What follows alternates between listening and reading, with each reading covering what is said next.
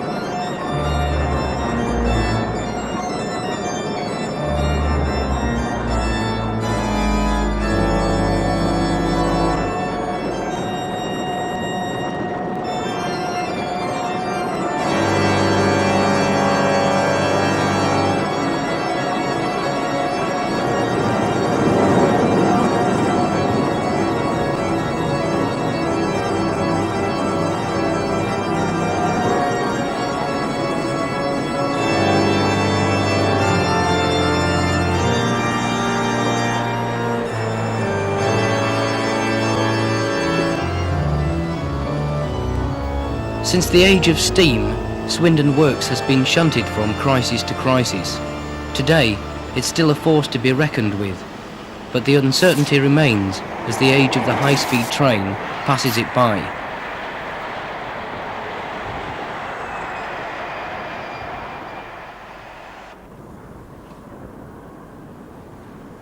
In a corner of the factory, engine number 40159 meets its death.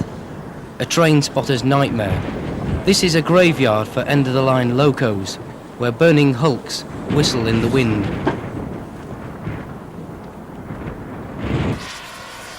It's here that British Rail's unwanted engines are reduced to piles of scrap.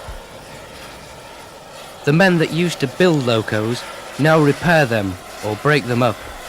They say they are fighting to make sure their factory is not next in line to be carted away to the scrap heap. I think a part and parcel of our determination that there will be no closure of Swindon Works. There will be a further reduction in the size of it, I feel.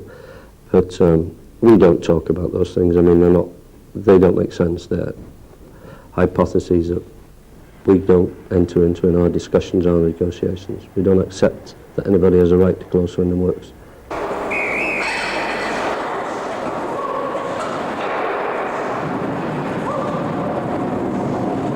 Danny Lee may feel no one has the right to close Swindon Works, but some have tried. All have failed. There have been marches through the streets. There have been demonstrations in London.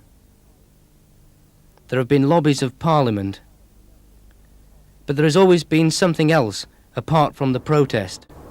I think if one looks at the track record over the last 10 years within the plant itself, it has an enviable record of good labour relations. People have said, from all the sections of the factory, the cooperative nature of the enterprise, the willingness to have job flexibility, the need to preserve something which goes back in the years, has had the full cooperation of the workforce. Those skills locked up in this place, benefiting the community and the rail system as a whole. It's most unlikely that some of those skills will be used now in the engineering field outside. Swindon is changing. I think we have to ask ourselves the question, how far do we want to let our manufacturing base drop in the town? There's an awful lot of richness and vitality. People use their creative talents within this work situation. When you think about the number of skills there were, and they were skilled, believe me, and You know, you had the fitters and turners, coppersmiths, brass finishers, and brass moulders and iron moulders, blacksmiths. You had the lot, everything that you could think of. You had that skill in there. It was wonderful, really. It was.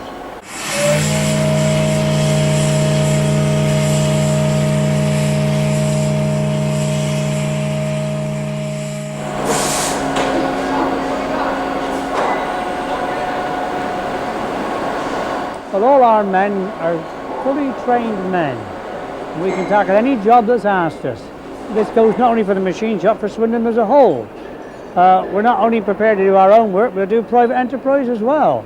I think it's special for a number of reasons, but primarily I believe it's been a pathfinder as a works in initiating the need and the necessity to move into those areas of retraining for different skills as the new revolution, the technological revolution, develops.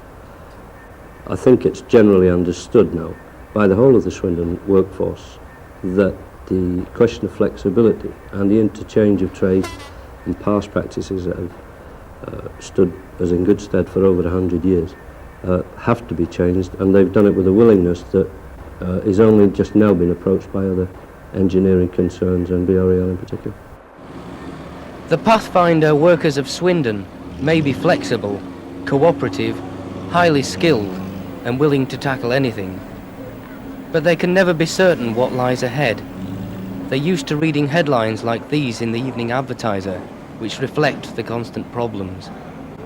Changes in workload nationally have created instability. The works is reorganising to cut costs and meet changing requirements. Union men hope this will make the factory more viable. Even so, some have nagging doubts about the future. The constant uncertainty, really, when I visit in the rail workshop is shown in the remarks of people on the shop floor. Certainly the uncertainty varies a great deal according to your age. People in their 40s, late 30s, where is the future going? It's beginning to affect them in the sense of, should they look for a job now? Should they wait to find out what the real future is going to be in the rail workshops? So I think in one way it has to be regarded by many other people as very insecure, I think.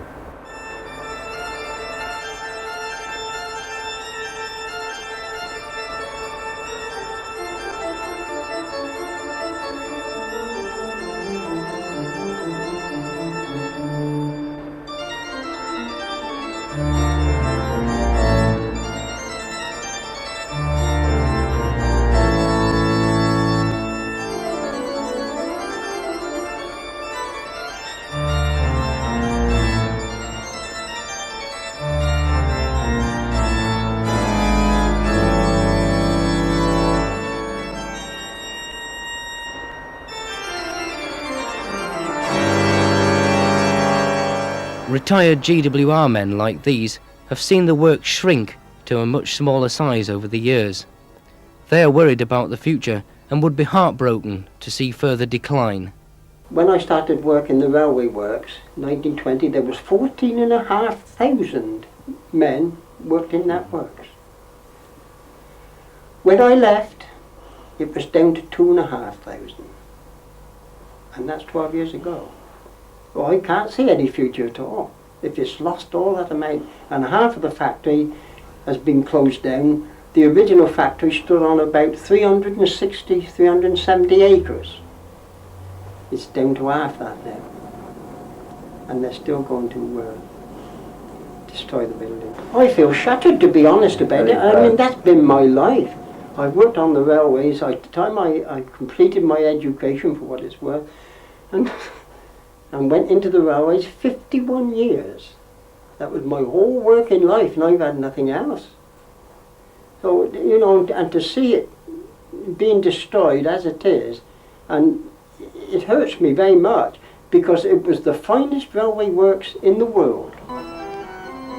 The church has strong historical links with the railway works, and clergymen have been outspoken in its defence in recent years. When the threat of redundancies arose once more early this year, Father Rex Hurrell of St Mark's Church in Swindon had this to say. I feel very sad, partly because we all pulled together 2 years ago to help, and we got the good news then that the redundancies were lifted. So you're sad from that point of view.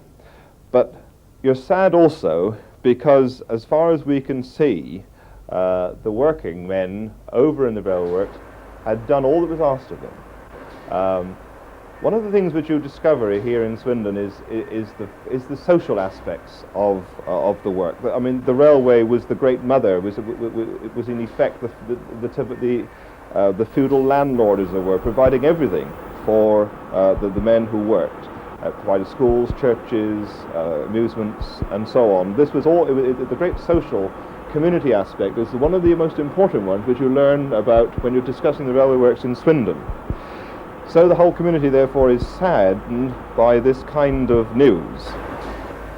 Now, the men responded to that kind of approach that the railway was the father figure, the mother figure, and therefore the children responded by also giving them of their best. And this was so even over the last 2 or 3 years, that when the men have been asked to go on to flexi time, when they've asked to take some different training, when they've asked to undertake different kinds of work, they've been happy to do it. There's been no strikes. The strike record is good here. In other words, the men have done all that the management asked them.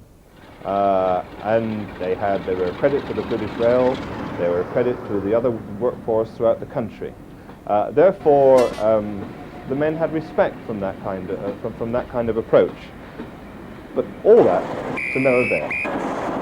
Despite all the fears, Swindon Works remains a huge industrial operation by any standards. In size, it's still one of the biggest engineering factories in the country. And considering there's been talk of cuts and closures for decades, the fact that it's still open is a feat in itself. I asked Terry Larkham, Secretary of the Works Committee, whether he felt the works could survive. I'm sure we can, because in the past we've been under threat on many occasions, and with the policies of the Works Committee, with full support of the workforce in these works, we should survive, I think, right into the 90s.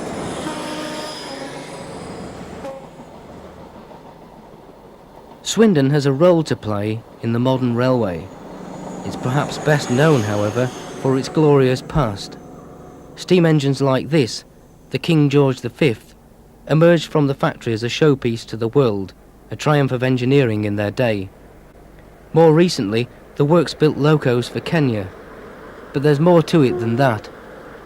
As you said, we've done the Kenya locomotive, we've done the buses, we did some boats, we did what they call a Hong Kong traverser, and at this moment we are taking part and they're going to build a prototype of the Autonic Flash wagon.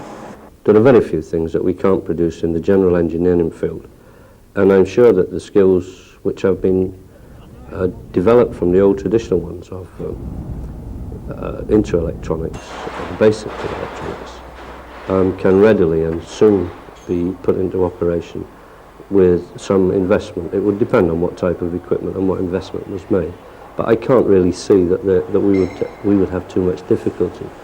I mean, we have personnel now that are members in the factory who are already trained in fitting and electrical work. They've got dual skills, and we can assure anyone and everybody that the adaptability of the labour force would make that a comparatively simple operation. This is the wheel shop. Here, many of the skills, even some of the machines, date back to the last century. And that's just as well, because they still do some work on steam locomotive wheels for railway preservation societies. One of the wheel shop men is Roy Pearce, a railway enthusiast and a firm believer in the capabilities of his workplace. Surprising what can be done in here, or what has been done in here. There's a great deal of skills in the works, isn't there? Oh yes, vast amount of skills actually. I mean, as I say, there's a lot been done in this place, and it's surprising what can be done here. I mean, even that press over there, was made here. I mean, what I mainly work on, and when you think it's nearly 90 years old, I mean, it gives you some idea of the skill that was put together to make it last that long. Give it anything, it will build it. Anything you put your name to. They even build boats in here before now. Guns, everything. So do you still feel proud to be associated with the Railway Works? Yes. Oh yes. Oh yes, I mean, I wouldn't wear that. Yes, you are a fan of the Great Western Railway, are you? Oh yes, I'm a very great fan of the Great Western Railway.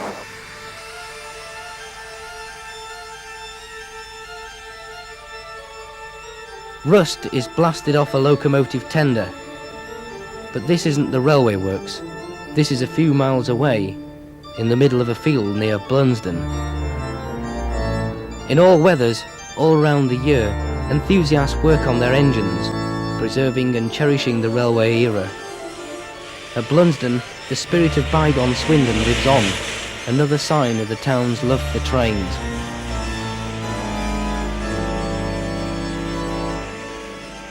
Restoring the Swindon and Cricklade Railway is a mammoth task that could take until the end of the century.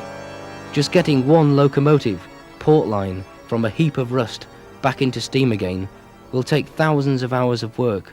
Yes, it is going to be a tremendous task. It's ahead of us. There's a phenomenal amount of work to do. It's taken us a year just to strip it into the position that we're now in. And the hard work really now starts. There's a lot of engineering work to be done. A lot of parts will have to go off to professionals to have work done on it.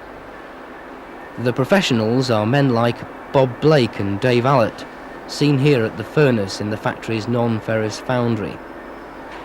Today they're working with molten aluminium to cast seat leg brackets used in BR trains.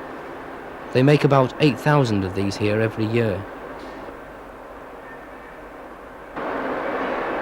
The future of men like these depends upon the future of the railway industry, and that depends on the whole future of transport. Do you think there's a chance that we'll ever go back from the roads to the railways? I do. I think the roads have reached a saturation point now.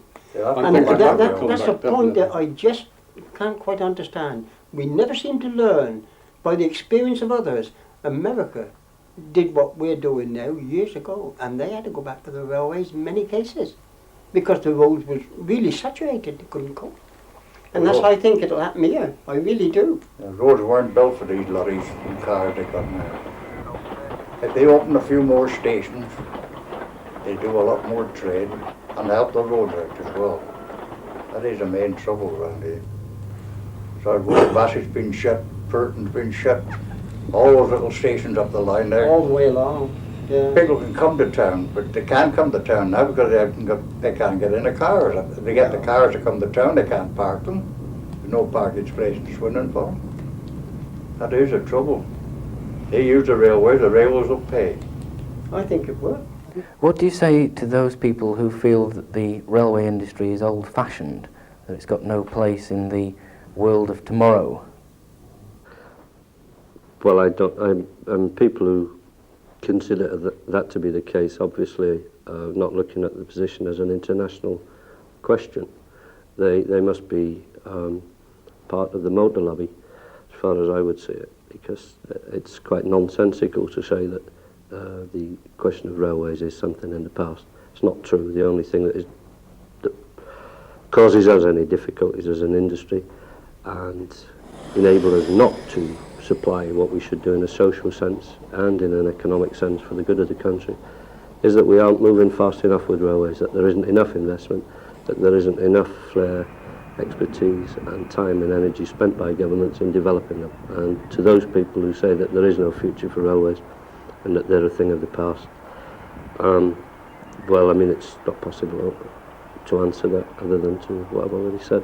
Well, that's what the railways need is investment, but at the moment, the policy of the government at the moment, and if you remember a few weeks ago, she said there was a cutback again on the public sector, but that's what we need in the railways because at the moment they're clapped out, the locomotives and that is running at this moment. They used to call the GWR God's Wonderful Railway. Do you think he would have approved of that description? I would think personally, yes. and I think people on the whole, Christians on the whole, would see, as we see here, the rail network stretching for miles along this track here as part of the past. And I think we also have to look at what the railways have given to us as communities. We have to look at their value, the transport facility, and today, of course, more importantly, the conservation element. The right use of God's creation in terms of the right use of fuel and equipment, conservation. Certainly, the railways have a very safe accident record. I don't think it can be bettered by any other transport system. And we have to ask questions when we talk about the transfer of rail to road, for instance, what the true costs of running a railway system are as compared with a road.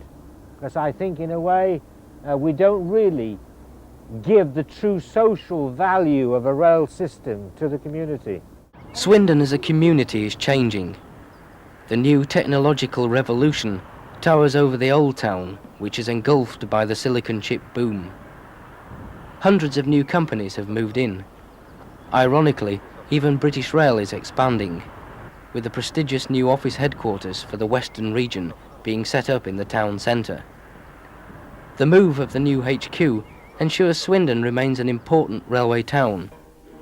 Also keeping the railways at the forefront are a group of proud GWR men who tour the area as a male voice choir.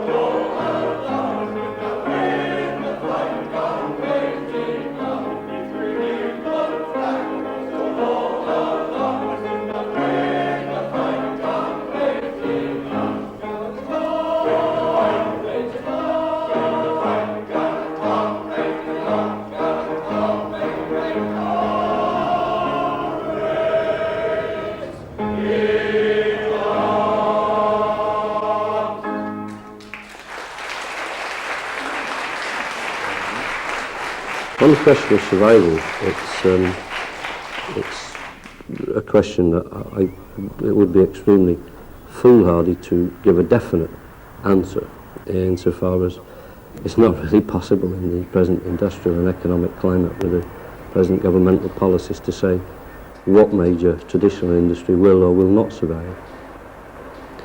As far as this factory is concerned, we, within BREL and Swindon in particular, have, providing that the standards for competition and the equality of opportunity to compete for repair, new work, whatever it may be, I see no reason at all to consider that the latest set of problems that we're being confronted with here in Swindon for the workforce and on behalf of the workforce are any different or any less severe or any more likely to bring about the closure than 3 or 4 times we've been faced with a similar situation in the past decade.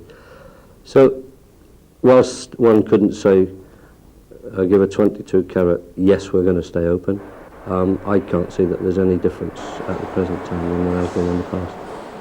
I was a young man of 20 years of age, hadn't seen a ship before in my life, had to join a ship at Dover in the channel, catch a small boat and go out to join the ship in the channel. I immediately had to go on the bridge to sign the ship's articles, and the captain asked me where I served my time, meaning my apprenticeship, and I said I'd served it in the Great Western Railway, and he turned around and said to me, they make good engineers. So that was all the qualifications you needed then? Well, that was all. Well, not really. I had my trade papers, but he seemed quite happy with me, sight on scene, you know, as an engineer, as a young man. So what do you feel about the skills in here? Well, I feel very bad about it because the skills in this town in engineering, heavy engineering, especially locomotive building, is second to none in my opinion. We can go anywhere in the world. I still do a good job as in heavy engineering. It's a pity that there wasn't more engineering for the chaps to go to or light engineering, heavy engineering, then everybody would be happy. 1 mile of motorway takes 40 acres of land. 1 mile of railway track takes 1 acre. Now then, when you consider all that food producing land, it's gone. Over hundreds of miles on the motorways. 40 acres per mile. The railway, 1 acre per mile. Difference, isn't it? And that's it. You don't get the air pollution. With the train you should do with thousands of motor cars and heavy lorries. Right, They're just realising now that even the forests are dying, being poisoned by the poisoned atmosphere. It'd be a good thing to do away with it, I think. I really do. And that's why I think eventually they will have to go back to the railway. I hope they do. Not to make any difference to me where I go, because they won't have the railway there, perhaps, but You're going a bike. I'll go on my bike.